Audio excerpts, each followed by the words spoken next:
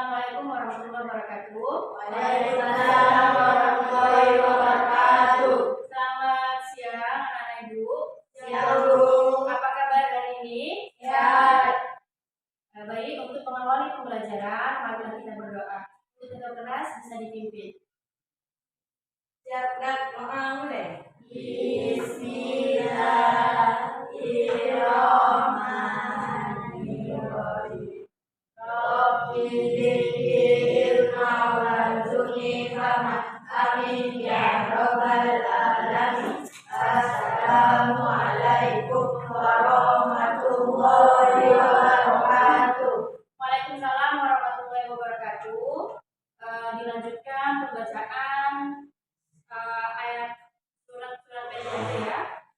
Kita sama-sama baca surat Al-Ikhlas. A'udzu billahi minasy syaithanir rajim. Bismillahirrahmanirrahim. Qul huwallahu ahad. Allahus samad. Lam yalid wa lam yulad wa lam yakul lahu kufuwan ahad. Shadaqallahul azim. Ini hadis semua. Hadis absen dulu ya. Ahmad Mabubi, Elina, Muhammad Wahyu, Muhammad Faiz, Nur Kasih Fadila, Seli Amelia, Yayan Saputra, Muhammad Haji Reza. Hadir semua ya. Sehat hari ini, alhamdulillah luar biasa.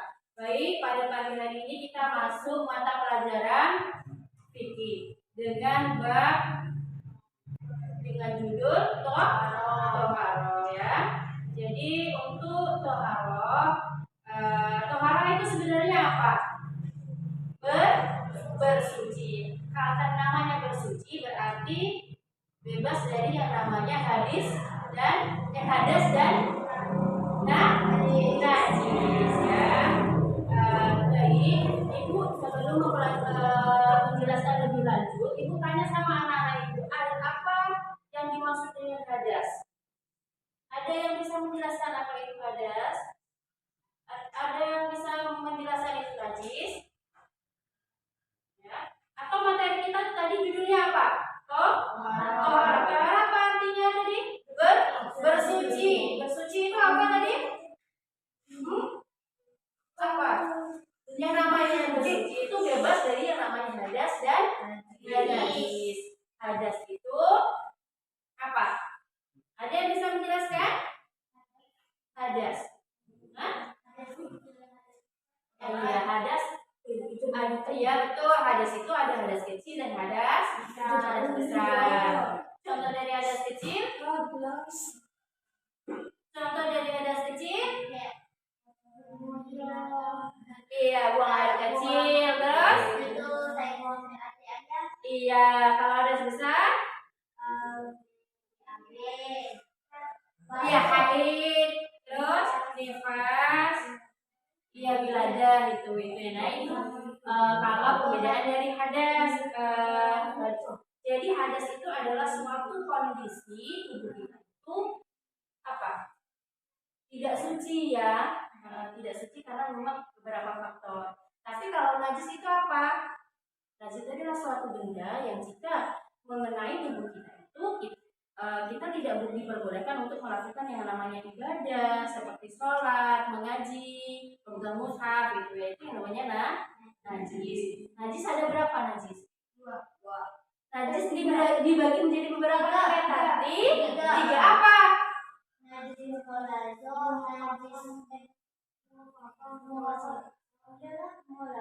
Iya. Najis yang tingkatannya itu ringan disebut dengan najis mukhafafah. Kemudian kalau yang sudah mutawat, iya. Kalau yang berat, mughaladah. Kalau yang dengan itu contohnya apa? Air kencing pada anak bayi. Kalau yang sedang apa contohnya? Ayam, kotoran apa lagi? Iya. Kalau yang berat apa?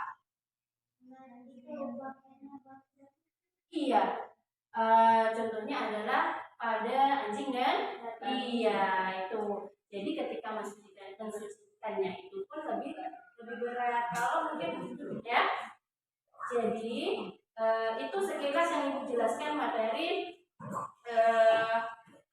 tentang toharoh. Jadi Ibu minta kepada anak-anak Ibu tonton video ini, nanti baru kita melakukan yang namanya diskusi atau kelompok. Ini dulunya sudah berkelompok ya. Ibu bagi ini kelompok 1 dan ini kelompok 2. Baik. Ini anak-anak Ibu tonton dulu video dari bab toharoh, baru nanti Ibu kasih yang namanya soal, bisa didiskusikan pada masing-masing kelompok ya.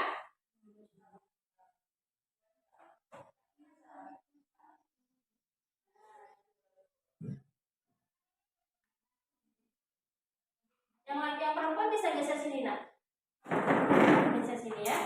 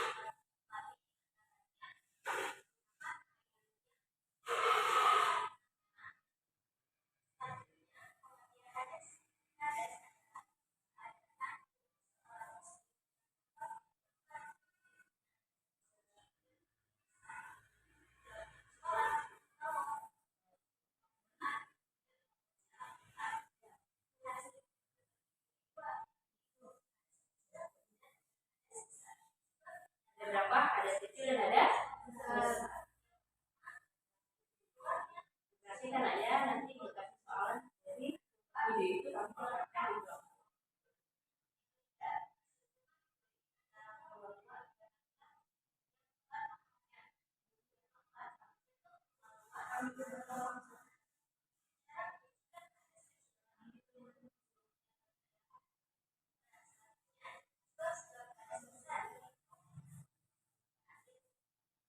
Nifas, wiladah itu melahirkan orang yang setelah melahirkan itu namanya wiladah. Ya, untuk perempuan berada bersama orang yang hamil, kemudian melahirkan ketika bayi keluar, itu harus kita mandi. Mandi wiladah. Ya. Kalau mandi haid sudah tahu kan, kita biasanya perempuan itu 7 hari, baru kita suci dari mandi haid. Kalau nifas setelah melahirkan entah 40 atau 60 hari sudah tidak keluar darah, baru mandi nifas. Tapi nanti kita bayi keluar, terus setelah melahirkan bayi keluar, kita itu langsung mandi dan langsung wiladah ya. Jadi pemahaman pertama bukan yang perempuan ya, sebab yang namanya perempuan pasti nanti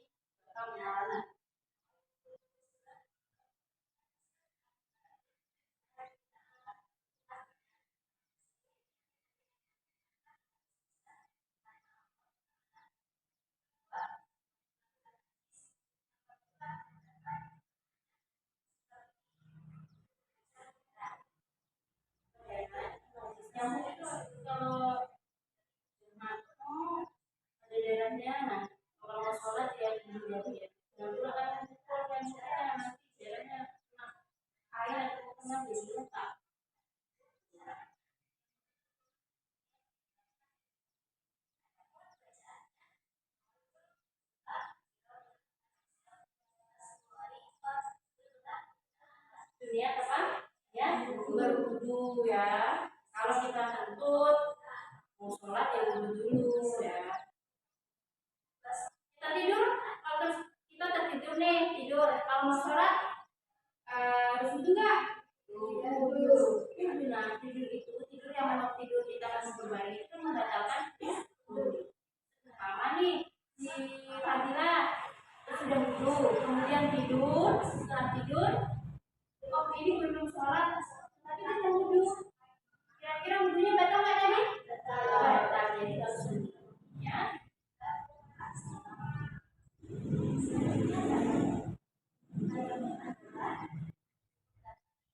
Nah, yang mungkin apa?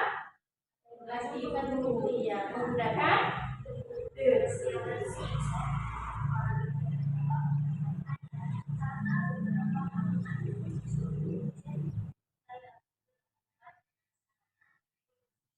Jadi yang suci nak ya, bukan yang sembarangan.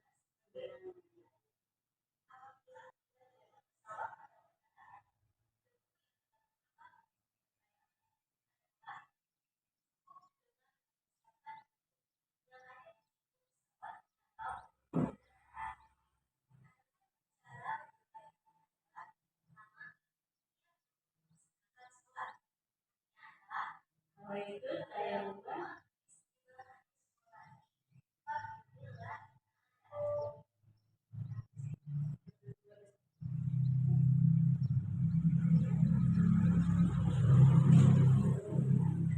Nah, ini boleh duduk kembali ke tempatnya. Perempuan ke perempuan, laki-laki dengan laki-laki ya.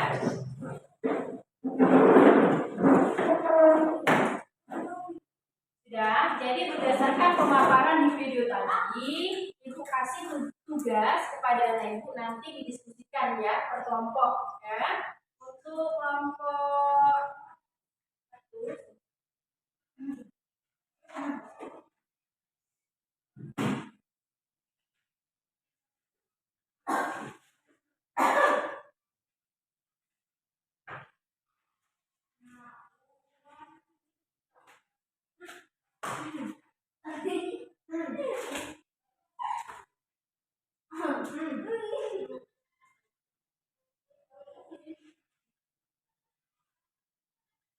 jadi ini kelompok 1, Ibu kasih soal ini ya. Ini soalnya. Kemudian kelompok 2 misalnya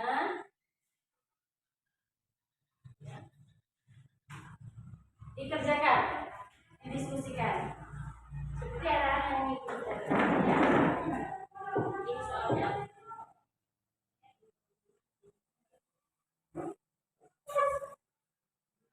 Ditulis di buku biasa ya. Nanti dikumpulkan.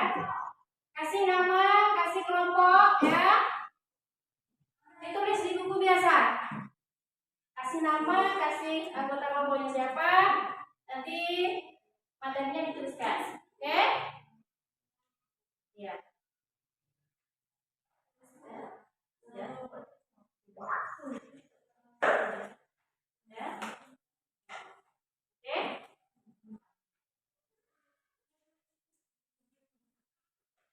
Sudah?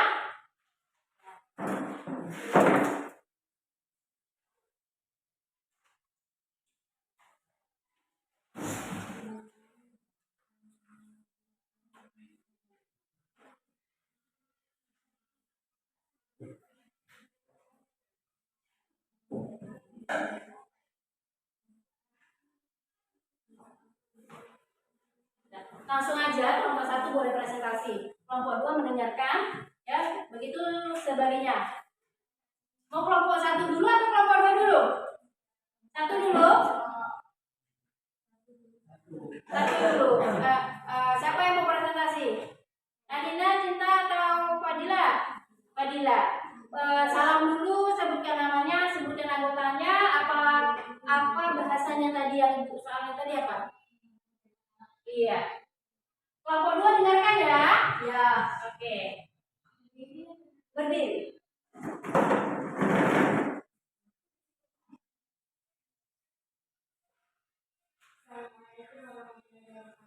Waalaikumsalam warahmatullahi wabarakatuh. Agak saya perhatikan kelompok temannya yang kelompok 2, oke? Jadi tidak membelakang.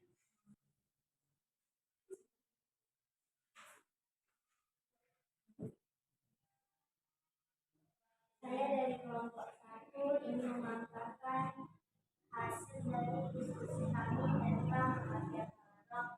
Ya. Agak kuat sedikit nak suaranya. Kelompok 2 dengarkan. Pengertian taharah secara bahasa, taharah berasal dari kata taharah yang berarti bersih dan suci. Kata ini memiliki makna yang luas, mencakup kebersihan fisik dan spiritual. Secara istilah, taharah adalah tindakan membersihkan diri dari hadas dan najis, serta membersihkan tempat, pakaian, dan benda-benda lain dari najis. Ini adalah suatu konsep penting dalam agama Islam yang tidak hanya berkaitan dengan kebersihan fisik, tetapi juga kesucian hati dan jiwa. Taharah merupakan syarat sah untuk melaksanakan banyak ibadah dalam Islam. Dasar hukum taharah Al-Quran Surat Al-Baqarah 2 ayat ini menjelaskan bahwa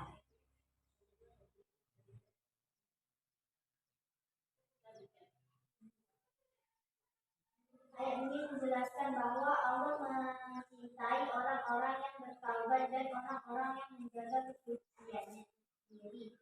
Ini menunjukkan bahwa taharah adalah bagian dari perintah Allah dan memiliki kedudukan yang tinggi dalam agama. Surat Al-Maidah ayat 6. Ayat ini menjelaskan tata cara wudhu sebagai salah satu bentuk taharah untuk membersihkan diri dari hadis kecil. Ayat ini secara rinci menjelaskan langkah-langkah yang harus diikuti dalam berwudhu.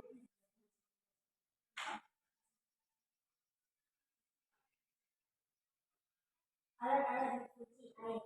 Air mutlak adalah air yang suci dan menyucikan. Ini adalah jenis air yang dapat digunakan untuk bersuci dari hadas dan najis. Contohnya air hujan, air sumur, air laut, air sungai, air mata air, air sabut, dan air sembur. Air yang berubah samar atau tercampur dengan najis tidak dapat digunakan tanah atau debu. Digunakan untuk tayamum sebagai pengganti air dalam kondisi tertentu. Tayamum adalah keringanan yang diberikan oleh Allah kepada umat Islam yang tidak dapat menggunakan air secara alasan tertentu. Tanah atau debu yang digunakan harus dan bersih. Batu dan benda padat lainnya dapat digunakan untuk membersihkan najis ringan seperti air bersih atau tinja. Namun, benda-benda itu hanya dapat digunakan jika tidak ada air. Benda-benda ini harus suci, keras, dan dapat membersihkan najis secara bersih. Contohnya, batu, kayu, dan tisu. Sudah dijelaskan sama kelompok 1 bahwasanya apa tadi air ada berapa? Ada air mutlak dan air mustakmal ya. Air mutlak itu air apa? Ini ada air embun, air hujan, air salju, air mata air perigi, air sungai, air laut. Air mutlak ini bisa digunakan untuk yang namanya bersuci ya. Kalau air mustakmal tadi apa? Kelompok 1 apa pengertiannya? Air mustakmal. Air mustakmal tadi apa? Air mustakmal tadi apa? Air yang apa? Yang tercampur dengan benda najis. Kalau airnya air mustakmal itu bisa digunakan untuk bersuci tak? Tidak. Ya. Coba tanya sama kelompok 2. Maka atau tidak apa ada yang ditanyakan?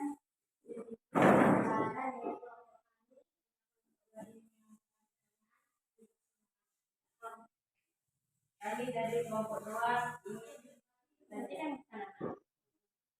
Dalam kondisi apa saja kita boleh bertayamum sebagai pengganti wudhu? Dalam kondisi apa kita boleh bertayamum sebagai pengganti wudhu? Pertanyaan dari kelompok 2. Kelompok 1 silahkan disebutkan atau mungkin bisa langsung dijawab kalau sudah ada jawabannya. Tayamum.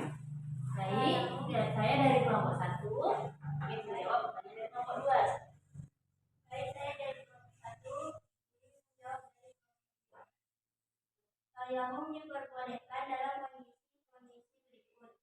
Ketika tidak ada air atau sulit mendapatkan air. Ketika sakit dan pengaruh air dapat memperparah penyakit. Dalam perjalanan jauh atau safar. Iya. Ketika ada halangan yang mencegah penggunaan air seperti air yang sangat dingin. Kelompok 2 kita boleh tayamum ketika tidak ada yang namanya air atau sulit air. Kemudian kita dalam perjalanan jauh seperti kalau kita tujuan memakan waktu beberapa jam, entah itu 10 jam atau 8 jam dalam pesawat, itu kan itu bisa melaksanakan tayamum ya. Kemudian apalagi tadi sakit atau penggunaan air itu dapat mempengaruhi yang namanya sakit kita. Misalnya ada medis atau memang dari dokter ini nggak boleh kena air ya. Memang kalau kena air nanti infeksi atau nanti berbahaya. Itu diperbolehkan untuk anak kelompok 2. Nah, sudah kelompok 1 ditutup dulu diskusinya, nanti dilanjutkan di kelompok 2. Nah, tutup dulu. Dari kelompok 1 nih, kan? Kalau lanjutannya kelompok 2. Siapa yang mau presentasi? Tadi materinya apa bahasanya? Tentang apa? Macam-macam hadas dan cara menyucikannya ya. Dengarkan kelompok 1, kelompok 2 mau presentasi. Oke. Jika saya dari kelompok 2 dan ingin menyampaikan hasil diskusi saya. Macam-macam hadas dan cara mensucikannya. Pengertian hadas. Hadas adalah keadaan tidak suci pada diri seorang muslim yang menghalanginya untuk melaksanakan ibadah tersebut, seperti sholat, tawaf, dan menyentuh Al-Quran. Hadas berbeda dengan najis. Hadas adalah keadaan tidak suci, sedangkan najis adalah benda kotor. Seseorang yang berhadas tidak berarti terkena najis dan sebaliknya. Macam-macam hadas. Hadas keadaan tidak suci yang benar dan biasanya disebabkan oleh hal-hal yang umum terjadi sehari-hari. Contoh penyebab hadas kecil: keluarnya suatu dari tubuh, kemaluan atau gugur halus seperti buang air kecil, buang air besar, dan keluar angin. Bersentuhan antara kulit laki-laki dan perempuan yang bukan mahram tanpa adanya hilangnya akal karena tidur, pingsan, atau mabuk. Menyentuh kemaluan adalah hadas besar, keadaan tidak suci yang lebih berat dan memerlukan cara penelitian yang lebih khusus. Contoh penyebab hadas besar: keluarnya mani, baik disengaja maupun tidak, haid, menstruasi bagi perempuan, nifas, keluarnya darah setelah melahirkan bagi perempuan, wiladah, melahirkan bagi perempuan, meninggal dunia jenazah orang muslim. Penyebab terjadinya hadas kecil: buang air kecil, buang air besar. Hadas besar adalah keluar mani dengan sengaja, misalnya karena onani, atau tidak sengaja, mengalami haid berjangka, mengalami nifas, melahirkan, dan meninggal dunia. Cara mensucikan dari hadas kecil: wudhu. Tata cara wudhu meliputi membasuh muka, bertangan, mengusap kepala, dan membasuh kedua kaki dengan air yang suci dan mencairkan. Hadas besar, mandi wajib. Tata cara mandi wajib meliputi membasahi seluruh tubuh dengan air yang suci dan mensucikan, termasuk rambut dan kulit. Ada niat yang harus dilakukan sebelum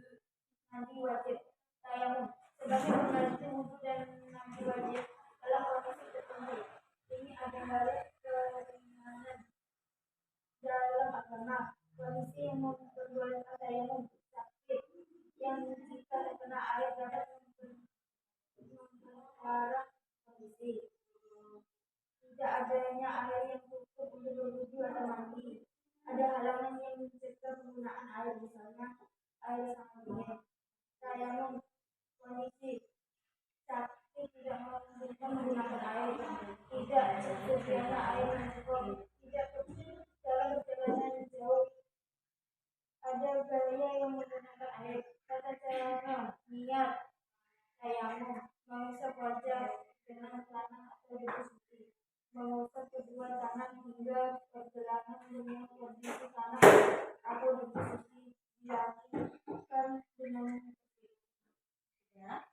Demikianlah penyampaian hasil diskusi kelompok 2. Jika kelompok 1 ada pertanyaan, kami silakan. Apa ada pertanyaan dari untuk kelompok 2? Iya. Saya juga dari kelompok 1 ingin bertanya, apa perbedaan mendasar antara Saya Cinta dari kelompok 1 ingin bertanya, apa perbedaan mendasar antara hadas kecil dan hadas besar? Ya, kelompok 1 bertanya kepada kelompok 2, apa perbedaan hadas kecil dan hadas besar, ya. Diskusikan kelompok 2. Pertanyaan dari kelompok 1, perbedaan hadas kecil dan hadas besar. Saya akan Ya, posisi suaranya nak, dengar. saya akan menjawab pertanyaan dari 1.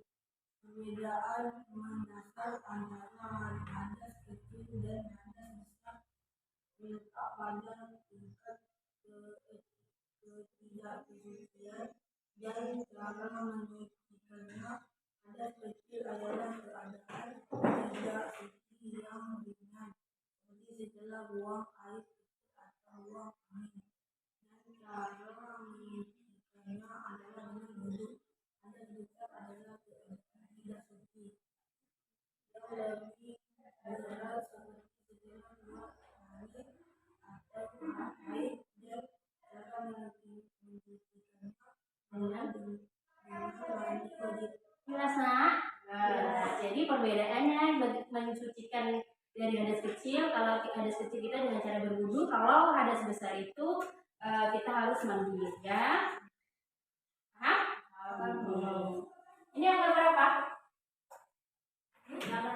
Berwudu. Jadi untuk mensucikan hadas kecil itu kita harus berwudu. Contoh dari hadas kecil tadi apa? Ya kan tuh kita terkena kotoran atau apa gitu ya. Kita tidur, kita pingsan, ya. Paham? Jadi dari diskusi yang ini dapat disimpulkan bahwa tohara atau bersuci adalah suatu keadaan yang memang diharuskan ketika kita mau atau kita akan melaksanakan yang namanya ibadah seperti sholat ataupun mau memegang mushaf atau memegang Al-Quran, mau mengaji, ya. Jadi kita diwajibkan untuk yang namanya bersuci, ya.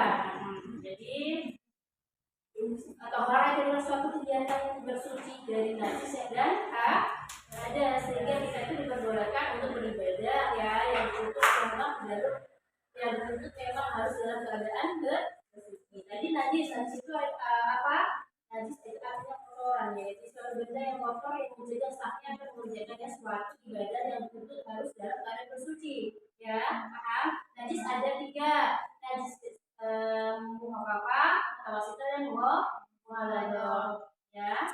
Kemudian hadas ada 2, hadas besar dan hadas kecil, ya.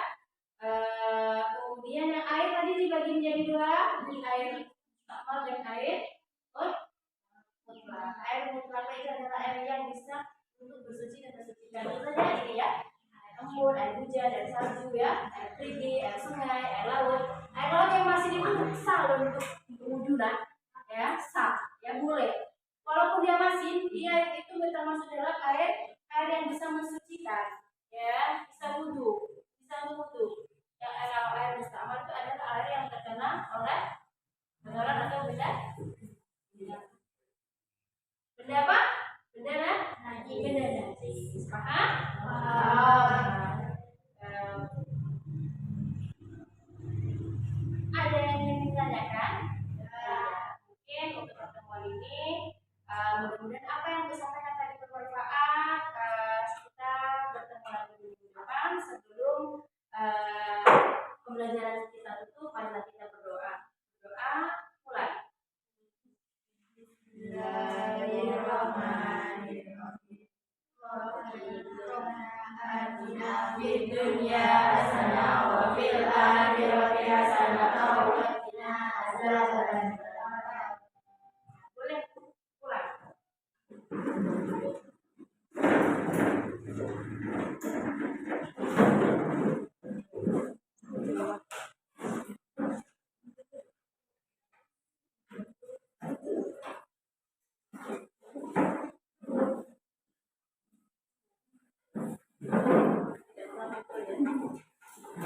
Tidak.